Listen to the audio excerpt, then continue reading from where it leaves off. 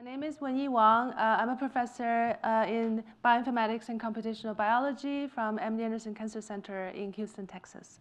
It is always my great pleasure to be here and present at CGSI, even though I'm put in the difficult spot to follow Ryan's wonderful talk, which I really enjoyed. So I'll start with acknowledging for the materials that I present today are mainly based on 2 manuscripts, both of which are led by my wonderful PhD student, Yaoyi Dai, who's going to be on the market next spring, so watch out for her, she's wonderful. And with significant contributions from my 2 other PhD students, Shuai Guo and Matthew Montiers, and Peter Van Loo's lab, including Peter, and Yidan Pan and Carla Castellani. All right, so today's talk is about RNAs. So as the central dogma says, that RNAs are the messengers of the genome. So it serves to transcribe the DNA materials and do some cleaning up, modification, and then send it over for translation to protein to function for all the functions in our body. And studying RNAs is particularly important for cancer, as is demonstrated here by the cancer biologist suggesting their top 10 hallmarks of cancer. And here, out of all 10, only 1 of them were focused on DNA sequences, and all the other 9 are more or less or partially related to large variations observed or presented in RNA expressions or transcriptomes of the cell. And by the way, the hallmarks of cancers are considered the essential set of acquired functional capabilities that allow a normal cell to transform into a cancerous cell and ultimately form a tumor. How do we profile RNAs? More than 30 years ago, we would be limited to wet lab experimental procedures that are low throughput, including northern blot, RT-PCR, in situ hybridization, and flow cytometry. Luckily, thanks to technology development, since 1995, the birth of microarray, we're able to study microarray and then shotgun sequencing and then single cell sequencing and then more recently spatial transcriptomics. So our knowledge about transcriptomes in cancer have substantially improved over the past 30 years thanks to the high throughput profiling technology. However, we're able to measure it, but what is it? So when we look at these measurements of RNAs, we realize that we're almost always looking at signals that come from mixed signals that's contributed by a large list of cell types. As we now know that each tumor can be considered as an ecosystem, as is illustrated here, and consisting of malignant tumor cells, which present a wide range of states by themselves, and then stromal cells consisting of fibroblast, endothelial, and other cell types. And within each cell type, there are also a wide range of states, and a whole family of immune cells, T cell, B cell, macrophage, etc., and with specific subtypes within each immune cell types. And on top of that, extracellular matrix component that kind of help fixate all the cells together. So I think it's fair to say that when we talk about studying tumor heterogeneity, we shouldn't equalize it with studying any tissue heterogeneity. And then with the other extreme end of the example is when we talk about mixtures in a peripheral blood sample, which is much simpler and then much more fluid in the liquid. All right, so because of the high throughput technology over the past 30 years, there have been huge efforts in putting together cancer patient cohorts, collecting the tumor samples from them, and extract RNA and send them for profiling. So using the traditional RNA-seq technology, we are able to obtain counts of the expression levels for each gene and each sample. So that's a gene and bisample matrix. With a subset of these patients, if we get lucky, we're able to obtain high-quality tissues that are fresh and that allow us to dissociate them immediately in a tube to obtain viable cells, which are then sent for flow sorting and sequencing, and then which allows us to generate matrices of gene by cell. and it always now the recounts are per gene and per cell and much lower. And these single-cell sequencing data and then give us an opportunity to reconstruct the tumor heterogeneity de novo.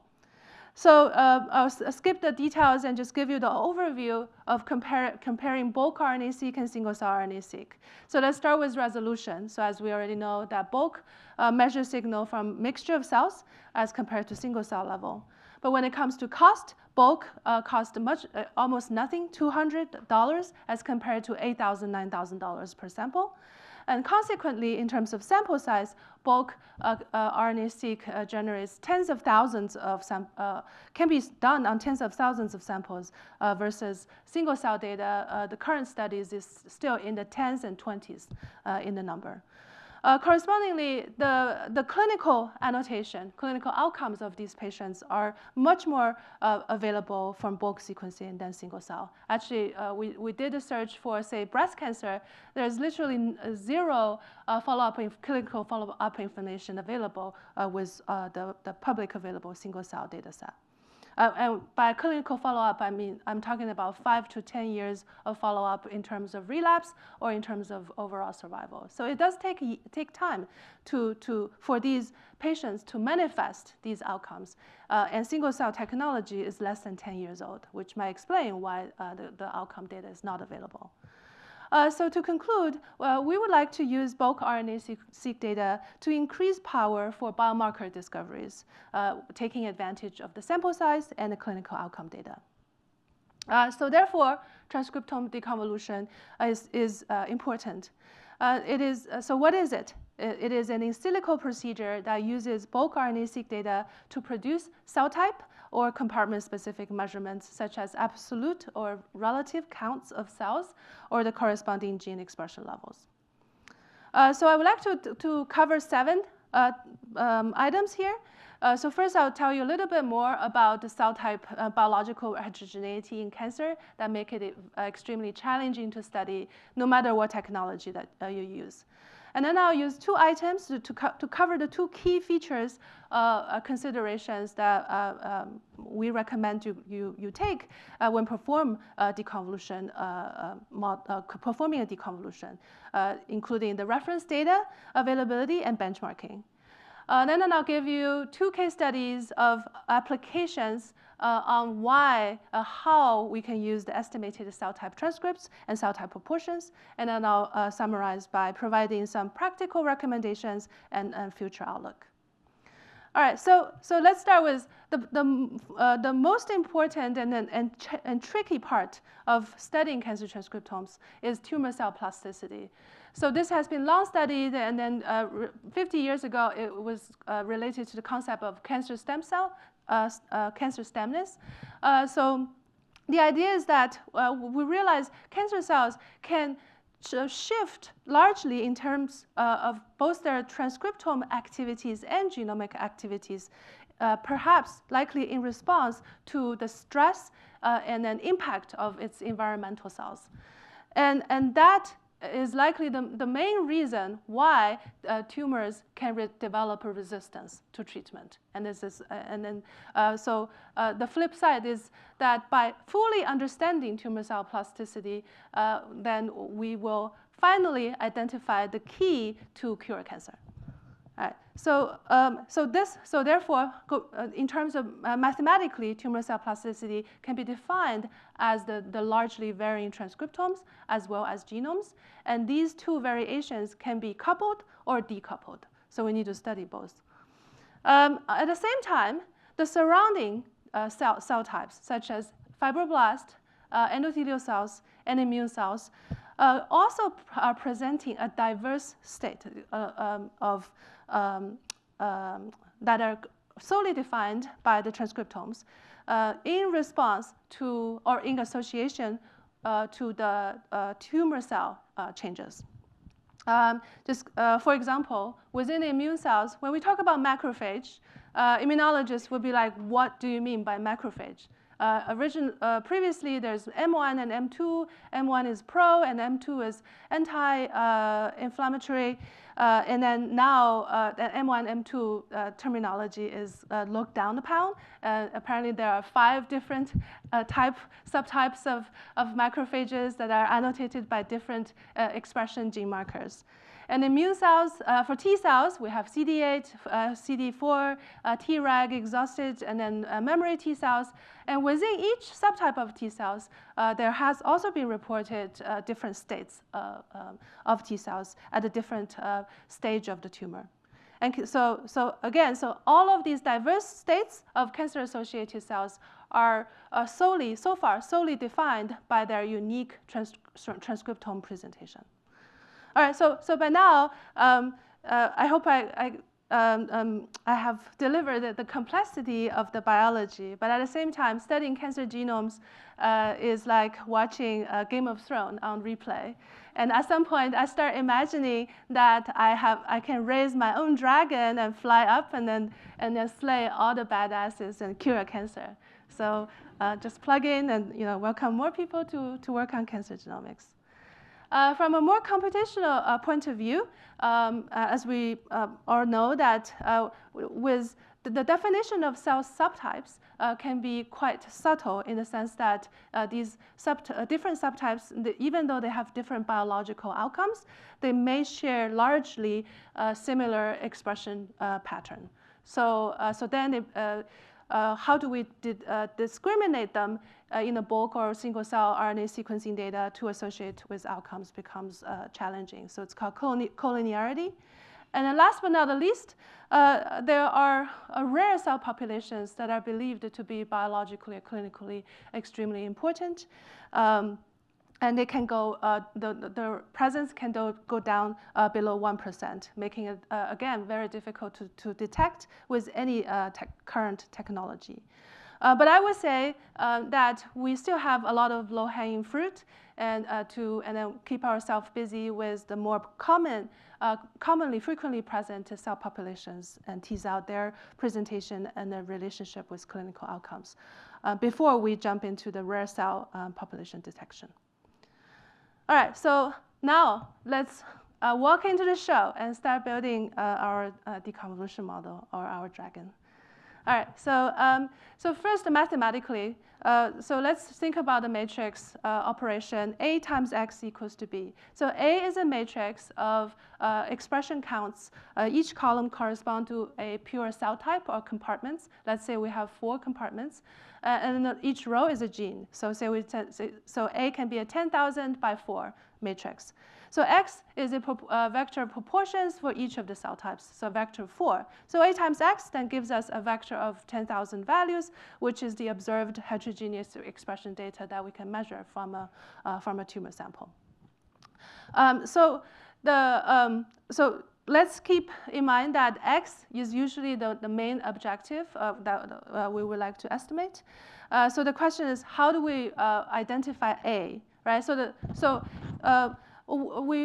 Long ago, we already realized that we don't have to build the entire A. We can build an A prime, right? So how do we build A prime? 10 years ago, we believed that we can identify marker genes that are only expressed in one cell type and then not expressed at all in the others. So then we have these genes that say 100 rows, right? Each 25 right, expressed in one, and then the zeros, right? So 25 rows and 25 by 4. By 3 will be zeros. And then when we build the A prime, and then we can solve for X. And then later on, people realize it's too strong, and we don't really need to assume that. So we kind of tone down the requirement and say we just need genes that are differentially expressed across all cell types. So we can have a full matrix with no zeros. They're also called marker genes, or a more popular name is signature genes. And there are a few other considerations when we build this A prime matrix. So the columns. Every single tissue, normal tissue or cancer types, can have a distinct composition of cell types. So that determines the number of columns that we want to build, and then which cell types that we want to put in. And then comes in the actual values that we plug in for that matrix. So the question is, where do we get that value from? If we say a gene is stably expressed, we still need to put in the actual expressed number. We need to pay attention to whether that number that you obtain from a paper, for example, whether it's generated from the same sequencing platforms. Because different sequencing platforms give you the count. The recount is always a compound of the biological signal and the technological signal. Finally, when we perform deconvolution, it's always good to ask whether the software tools that you use provide their own reference data or whether you have to generate. You would probably prefer that the software provides the reference data, but then the question is whether that reference data really fits your need for the biological question. All right, so with these considerations in mind, I would like to introduce, there are 3 main types of methods that have been developed over the years. So there are more than 70 methods that have been developed so far. Not counting all of the spatial transcriptomic deconvolution methods. Okay, so with the output in mind, which are cell type proportions and cell type specific expression profiles, so the first type is reference-free, meaning that let's forget about considering reference data gives me a headache. I don't want A prime. Let's just do some NMF, try to find signals with the observed heterogeneous data itself. So that's reference-free. Of course, it's a very difficult problem. So if we have good knowledge about the reference data, so why don't we use it? So that has the semi-reference based. The semi-reference based saying that we can build A prime for a few columns, but not all columns. All right? So that's like making better use of biological information to making the estimation, the model building and estimation more tractable. And finally, there's reference-based, which is basically saying, let's build a full A prime, right? And then making the model of proportion estimation much more tractable and unreliable. But of course, then it's in the sacrifice for stronger and stronger assumption on what the underlying cell type should look like in that transcriptional profile. What can we do with these output? So we can now study tumor microenvironment in tens of thousands of patient samples. And then across, so we can understand individually, and also across, we can identify shared patterns of TME to then define subtypes. Right? So this is a new way of defining cancer subtypes. And then we can reasonably assume that as these subtypes present a distinctly different tumor microenvironment, their corresponding prognosis or their response to treatment will be different. And hence, then we can develop correspondingly different treatment strategies to achieve personalized medicine. All right, so now let's get deeper into each of the methods. So first, the reference-free based deconvolution. So generally, these tools function by initially identifying a set of marker genes for each cell population based on the data, and then subsequently estimating the cell type proportions and cell-specific expression profiles for each cellular compartment. So the pros is there's no need for reference expression data, and it may allow us to identify missing cell types. So it's good for de novo finding. The cons, as I alluded to, the marker gene selection, just based on the heterogeneous data, may be very challenging as compared to when we actually have appropriate reference profiles. Then using the appropriate reference profiles clearly will be more advantageous. And finally, these type of methods so far is limited in how they're benchmarked, their performance benchmarking in application to cancer. All right, semi-reference. So why do we love semi-reference? Why do I love semi-reference? Is because I want to study cancer. I want to catch the whole spectrum of changing transcriptome in the cancer cells. So I don't believe that there are really good marker genes for cancer cells. And therefore, I would like to use semi-reference to allow for the cancer cell compartment to change freely without any distribution constraint. The cons, because we try to allow for just one compartment to roam freely, there's still, in terms of parameter search, it's still high dimension, and the search space is large, and the model identifiability is low. So some of the proposed methods then chose to give up on this, not give up, that's like, minimize the dependence on the variation and depend heavily on the mean expression levels to allow for a much smaller search space. But that, unfortunately, does not work very well in the real data, where the variation in the transcriptome, as I mentioned, in the tumor data is huge. Reference-based deconvolution. So this has the longest list. What I'm showing you here is only the list that are using the single-cell RNA-seq data to build the reference data. And then there are many other ways to build reference data, so the actual list is much longer. The pro is straightforward. So here, estimating cell type proportion is conducted in a linear regression framework with some kinks and just like advancement within that framework. The cons is, the first and foremost is most of the existing methods were optimized using pseudobulk data, which I'll tell you more in the benchmarking session. And then until the past 2 years, there were attempts to resolve the technical discrepancy between the single cell and bulk sequencing platforms using the matched data, but there are definitely room for improvement. All right, so let's talk about benchmarking. So here I'm showing you a list of benchmarking. So let's focus on the table first. Let's start from the bottom. So we have, actually I'm not listing pure simulation, which anyone can do, but let's start with simulated mixture. So here we're talking about taking the real single-cell RNA-seq data and then aggregate them to generate the pseudobulk. And then use the matched pseudobulk and the single-cell RNA-seq to evaluate model performance. So that's simulated mixture. If we have a wet lab, we can also do cell line mixture, which is taking distinctly different cell lines and then obtain the cells and mix the cells, or either making the cell counts or mixing the RNAs in your pre-designed proportions and then send for profiling. We also can do, after the deconvolution, immunohistochemistry quantification or flow cytometry with a neighboring slide.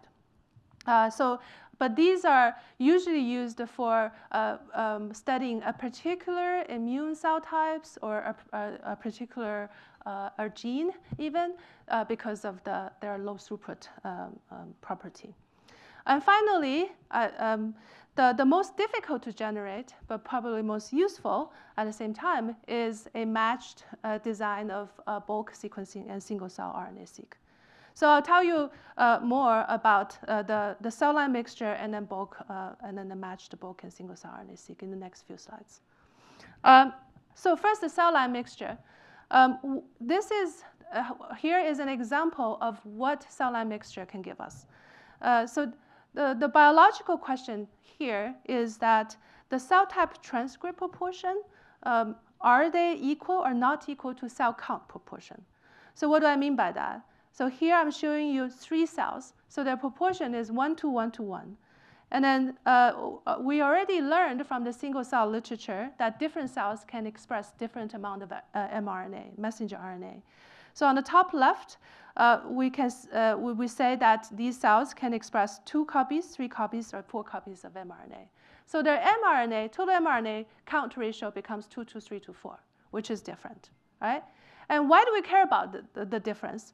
Because it has been reported in the literature over many years that RNA content variation may represent tumor cell plasticity and may provide information about tumor's resistance to treatment. So it's an important biological feature.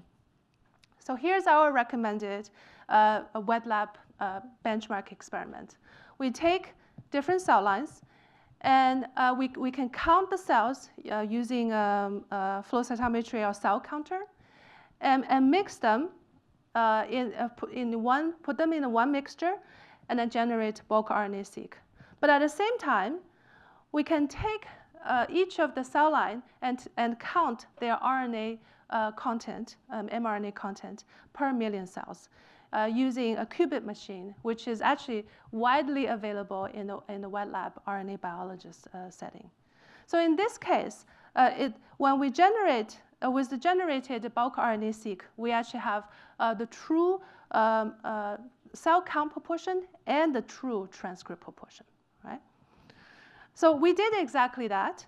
We took the H1092 cell line, which is a lung cancer cell line, and mixed it with the cancer-associated fibroblast at varying cell count proportions. And at the same time, our wet lab biologist counted their RNA content. So why do we care? Is because turns out the lung cancer cells contain slightly fewer transcripts than the calf, right? So here, the blue dot is the truth. So the blue point here is correspond to a point, I believe 0.88, which is for the H1092. Corresponding is transcript proportion, the odds of the transcript proportion, and similar corresponding calf value is 1.2. Okay. All right. So and then here, why do we need generate this experiment? Because we have a deconvolution model that we weren't sure whether we were estimating transcript proportion or cell count proportion. So if we're estimating cell count proportion, then our estimated proportion divided by the actual cell count should land on exactly 1. And no matter what kind of deconvolution we're performing, right? But if we're estimating transcript proportion, then we would be able to tell the difference of the amount of transcripts contained in the two cell lines when we perform deconvolution differently, and which is exactly what we saw when we calculate TMS, which is the odds ratio of the estimated transcript proportion and cell count proportion.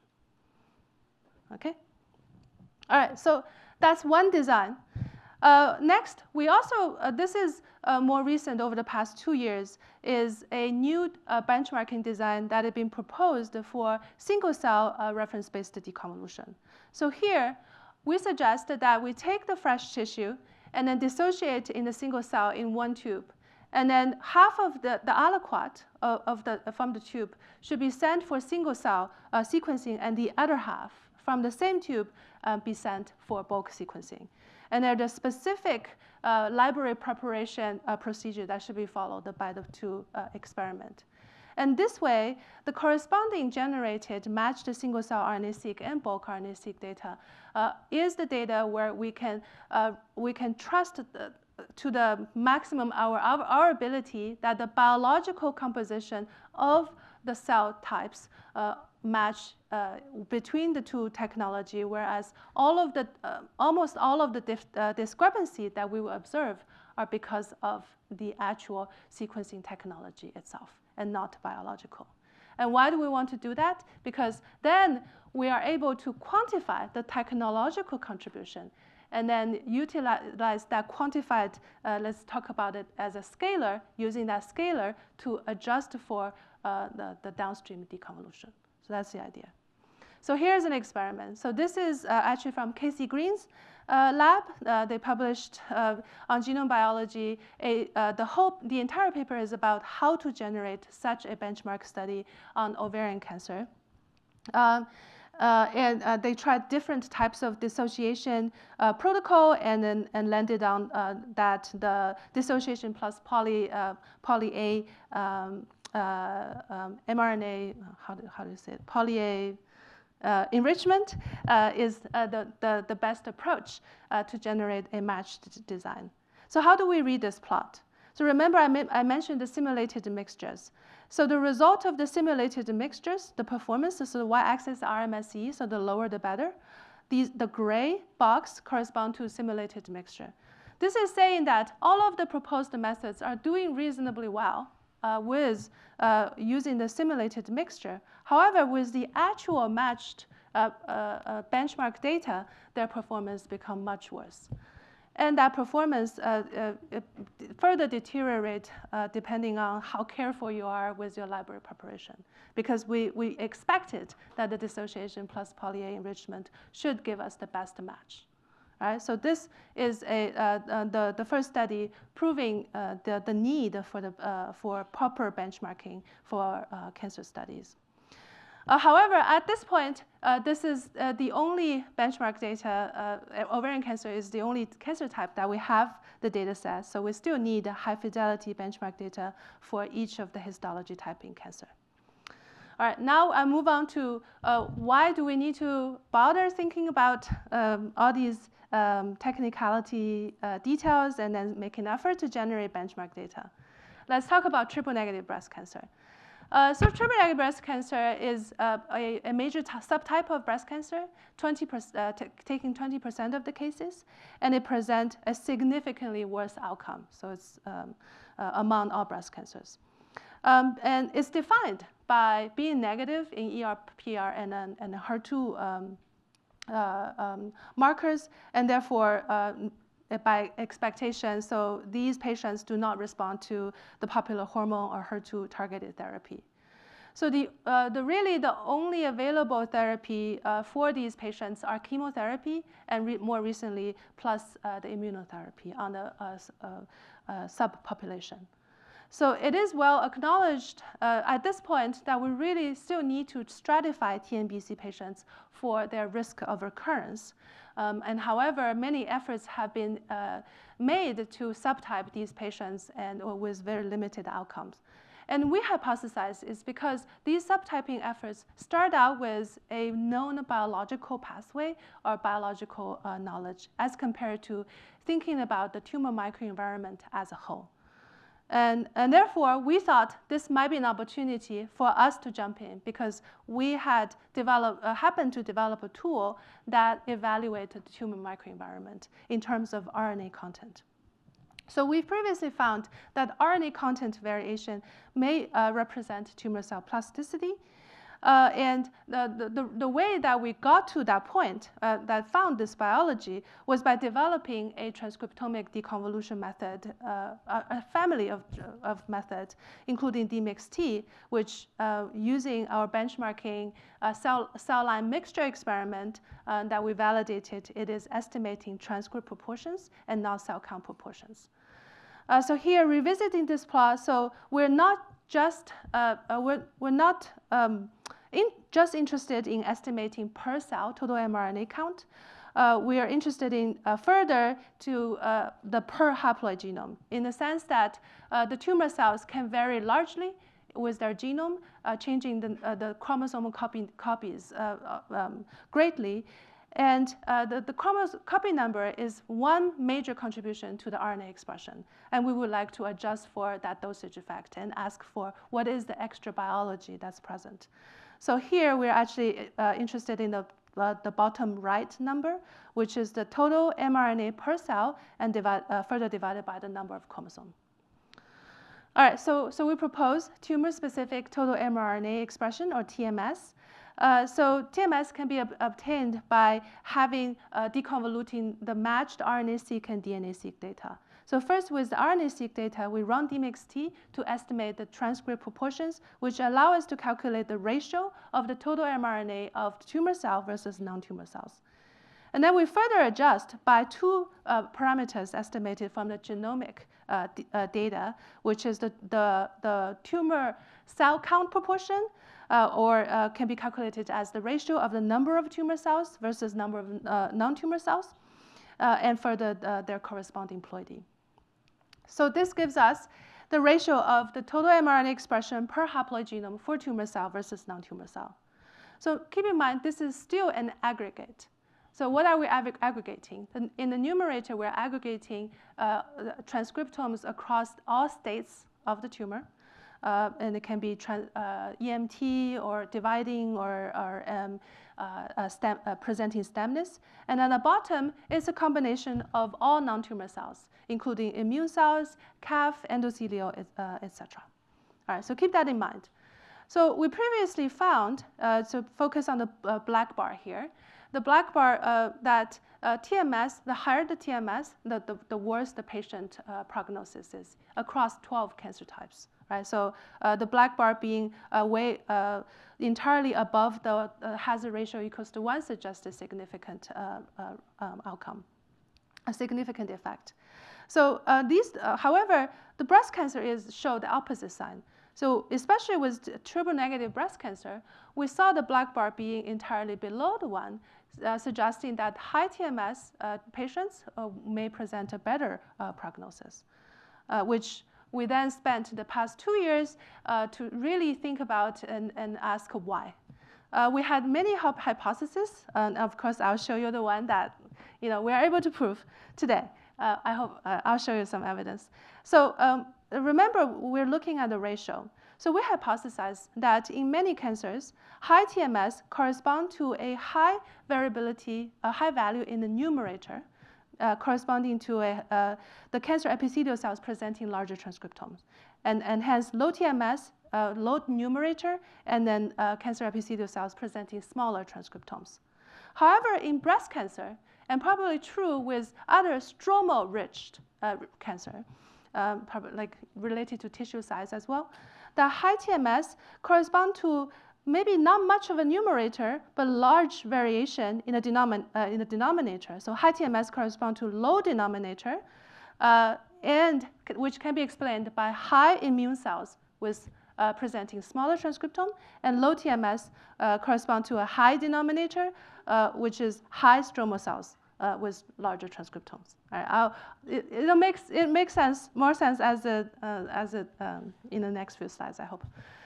So the graphical presentation or biological presentation of our hypothesis is that TMS should outperform traditional molecular subtyping by enhanced TME characterization in the TNBC. As in high TMS, we have high immune cells attacking the tumor cells, and low TMS, there's high stromal infiltration.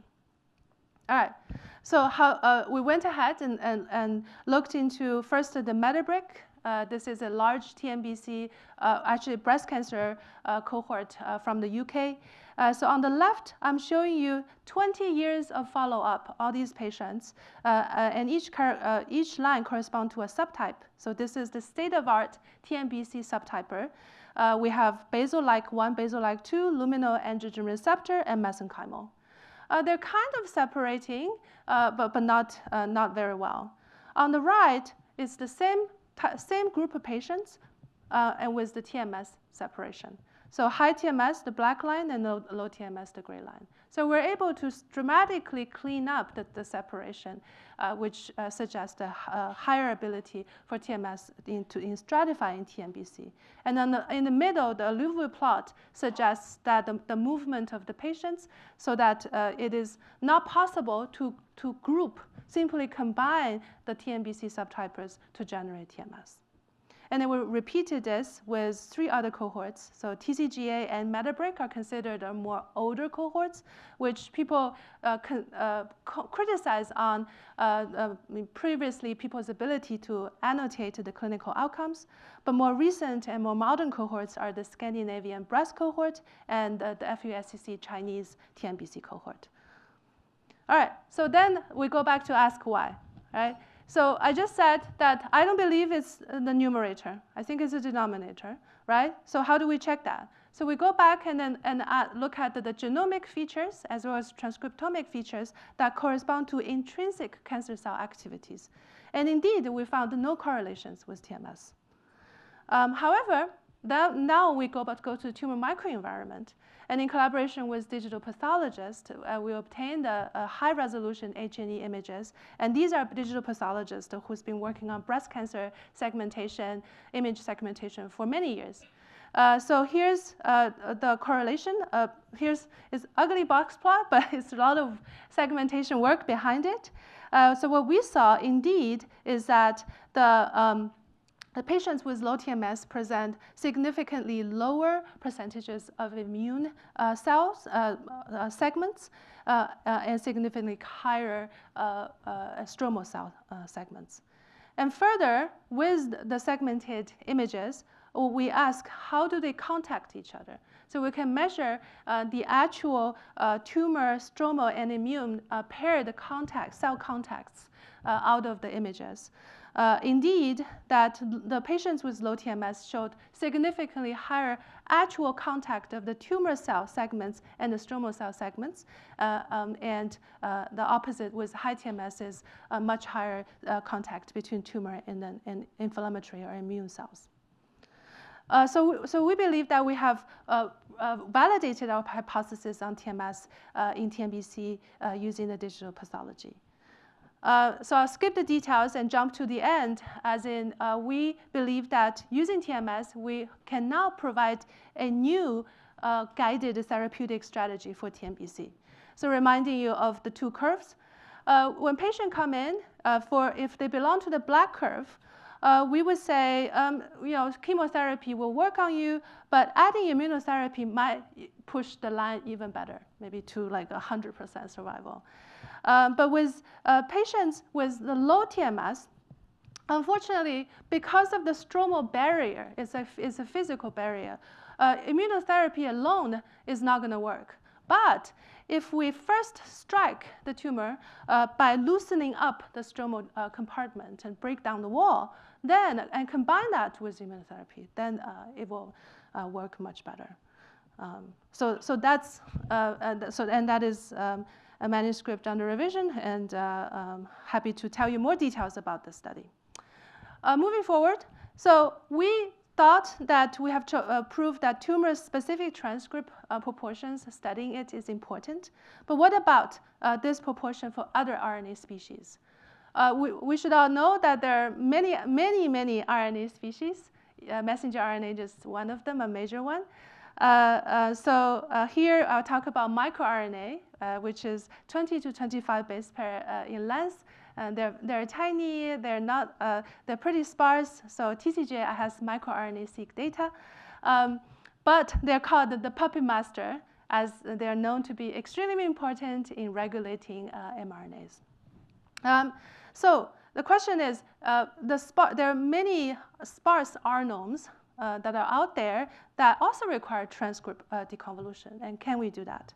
So here I'm showing you on the top are simply the heat map of expression counts demonstrating microRNA expressions are much lower than mRNA, and the bottom are distribution of the RNAs presenting the zero counts.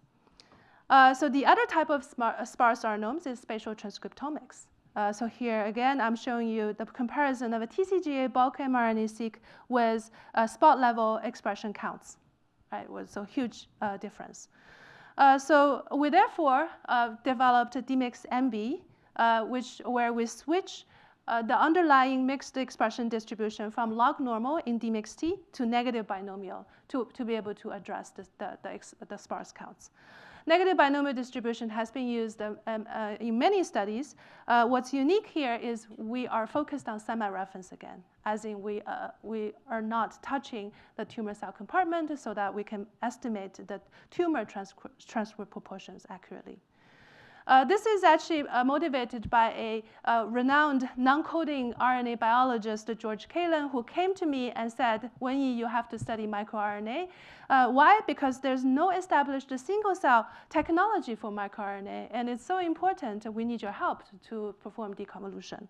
So it didn't take me too much convincing for him to agree to generate this benchmark data for us, as I described before. So we have fibroblast, and then two types of cell lines that are unique for microRNA studies, as one of them is known to be depleted with microRNA. Kinga from George's lab extracted microRNA and mixed it at known proportions, and then generated microRNA-seq data for us to then perform deconvolution using DMIX-MB. So here's the result with the benchmark data where we know the true proportions. DMIX-MB performs much better than DMIX-T, which is great news because we made a lot of effort switching the underlying distribution and the way we parameterize the data. Interestingly, IsoPure and PREED did well with the benchmark data, probably because IsoPure had a multinomial distribution assumption and not log normal distribution, and PREED utilized the NMF. However, these two methods, as I alluded to before, had a shortcoming of not addressing the variation enough. In more simulation data, when we introduced a larger variation in the cell type compartment, then their performance decreases significantly. So here just a teaser of what we found in both microRNA on the left and then spatial transcriptomics on the right. On the left, using the estimating the tumor-specific microRNA content or proportion, we're able to use that content proportion to separate patients in terms of their prognosis, also in breast cancer, which is a cancer type that is known to have microRNA activities. On the right, we're showing you the green are the transcript proportions per spot estimated by DMXNB, and the orange is the tumor cell count proportions estimated through digital pathology in collaboration with our wonderful digital pathologist using the matched high-resolution H&E images. So there's significant differences, and we believe there's some biology information in there to dig. All right, so moving on to cell type proportions. Application of cell type proportions. This is already very well established that we can obtain the bulk RNA-seq data and then use wonderful methods like CyberSort-X to deconvolve cell types and then some of the cell states, depending on the what the input matrix provides, and look across patients to identify recurring cell combination patterns, and these are then called ecotypes. The annotation of the ecotypes require a lot of cancer biological knowledge. So for example, here in a breast cancer study, there's the key findings were ecotype 3 that presents a predominant basal-like and highly proliferated tumor cells corresponding to a more aggressive phenotype in breast cancer, and ecotype 4 presenting mainly an anti-tumor immune infiltration signal. These are the more references, applications about using CyberSort-X and ecotyper in pancreatic cancer, liver cancer, and many other cancer types. But the main focus is to identify ecotypes and correlate them with patient prognosis and treatment responses. However, we thought, so the room for improvement here methodologically is the accuracy in the cell type proportions, which, as I showed before, when we generate the actual benchmark data, the cell type proportion estimation may not be as accurate as we thought they were. Yeah, almost done. Yes, as we thought they were, so we recently developed a DMXSC that introduced the weights estimated from the benchmark data to address platform discrepancies and was able to further improve the accuracy. And compared to CyberSort-X, we improved specifically on endothelial cells, fibroblasts, and T cells. All right, so I'll skip this. And to summarize, summary. So when we're faced with a question, we want to associate clinical outcomes with TME landscape and the niche cell types. And we first ask whether there's internal single-cell RNA-seq data. If no, then we go to bulk RNA-seq and public data set. If yes, and then go ahead and try to annotate the cell types, cell states. And then we may encounter technical issues along the way, because there are many steps in the analysis. And then we would further then go back to integrating with large bulk RNA-seq data. If no technical issues, we then ask, is the sample size sufficient for both the hypothesis generation and hypothesis validation?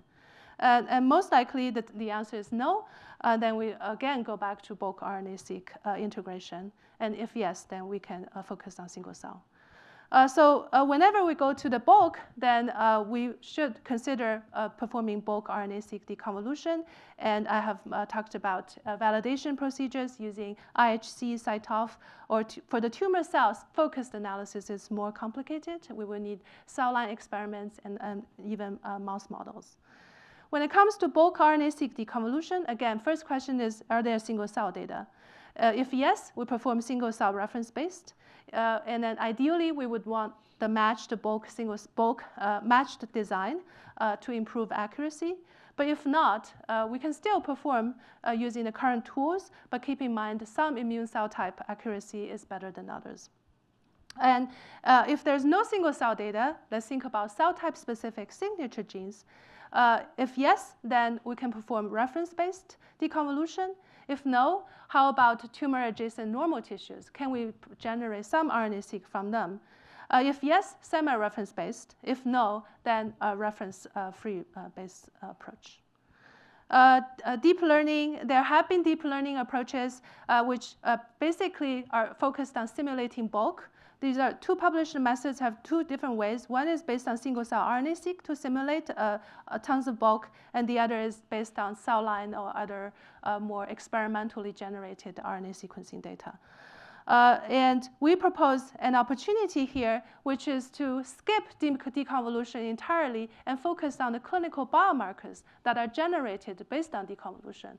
So when we focus on the biological question, then it's actually easier for us to evaluate whether our deep learning model, it makes sense. So for example, here with TCGA breast cancer, we found that when we tested the input data as the raw count of messenger RNA, mRNA-seq, microRNA-seq, DNA methylation, and tried different models, we found multi-layer perceptrome is more than enough. And adding DNA methylation data can substantially boost the prediction accuracy for predicting TMS, which makes sense because of methylation signal in terms of cell states. So there's a biological linkage here. And the prediction to a completely unseen data set seem to work reasonably well, especially when the unseen data set only have mRNA-seq. In summary, transcriptomic deconvolution can substantially expedite biomarker discoveries and developing novel therapeutic strategies for cancer, and careful consideration for reference data type availability and benchmarking experiments should be upfront. Two areas still need further method development. Tumor cell-centric deconvolution. We're currently addressing it using semi-reference, but reference-free would also work very well. And finally, transcriptomic profiling has been performed in millions, so mostly in companies, millions of clinically available FFPE samples from all tumor types. So bringing single-cell bulk joint models to these samples may hold one key for us to quickly changing the clinical practice in cancer. And with that, I'll stop and thank all my lab members for their hard work and all of my collaborators. Thank you.